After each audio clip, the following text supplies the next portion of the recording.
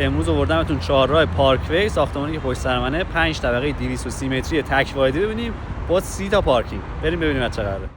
اینجا دما و ورودی ساختمان میشه، ساختمان پارکوی برای مدرس داخل کوچه زهره نزدیک پارکینگ عمومی محمودیه.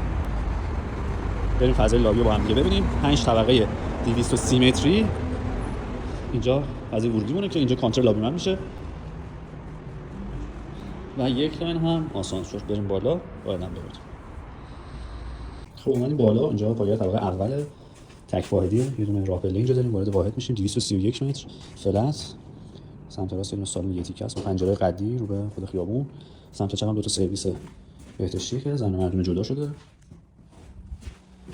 یه دونه آبدارخونه داریم اون سمت که میریم میبینیم. اون قسمت فضای اتاق سروره، کف واحد 10 از این کف خوابا کار شده که شبکه و برقمون میاد تو اینا. اینجا یه دونه فضای استراحت برای مدیریت با یه دونه سرویس که این سرویسش تجهیز میشه و تو طبقات دیگه این نیست. اگه بخواید میتونید اجرا کنید، اگر نه که همینجور فلت میتونید استفاده کنید. با فضای سالن یکی میشه. سر سالن یه دونه تراس داریم با دید و ویوی اتوبان مدرس.